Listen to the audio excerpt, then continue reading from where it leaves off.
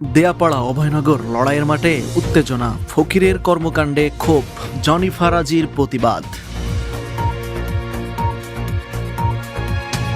দেয়াপাড়া অভয়নগর এলাকার ঐতিহ্যবাহী ষাঁড়ের লড়াইয়ের মাঠে হঠাৎ করেই উত্তেজনাকর পরিস্থিতির সৃষ্টি হয়। প্রত্যক্ষদর্শীদের ভাষ্য অনুযায়ী জনি ফারাজির মাঠের কিছুটা দূরে অবস্থান করে লড়াই উপভোগ করছিলেন। সবকিছু স্বাভাবিকভাবেই চলছিল, কিন্তু কিছু সময় পর একটি ঘটনায় মাঠে আলোচনা সমালোচনার জন্ম দেয়। ভিডিওতে দেখা যায় স্থানীয় এক মুরব্বী, যিনি ফকির নামে পরিচিত, হাতে থাকা একটি পলিথিন থেকে মাটি নিয়ে সরাসরি একটি সাদা ষাঁড়ের গায়ে ছিটিয়ে দেন। এ সময় জনি ফারাজি পিছন থেকে এসে তাকে বাধা দেওয়ার চেষ্টা করেন এবং এ ধরনের কর্মকাণ্ডের প্রতিবাদ জানান। উপস্থিত দর্শকদের অনেকেই মনে করেন প্রতিযোগিতার সময় কোন ষাঁড়ের উপর বাইরের প্রভাব সৃষ্টি করা সুষ্ঠু পরিবেশের পরিপন্থী। বিষয়টি নজরে আসার পর দেয়াপাড়া লড়াই পরিচালনা কমিটির সদস্যরাও দ্রুত হস্তক্ষেপ করেন এবং পরিস্থিতি নিয়ন্ত্রণে আনেন। কমিটি পক্ষ থেকে জানানো হয়, বয়সে মুরব্বী হলেও মাঠে এমন আচরণ গ্রহণযোগ্য নয়। অনেক মালিক তাদের মূল্যবান ষাঁড় নিয়ে প্রতিযোগিতায় অংশ নেন, ফলে কোনো ধরনের অনাকাঙ্ক্ষিত হস্তক্ষেপ ষাঁড়ের পারফরম্যান্স ও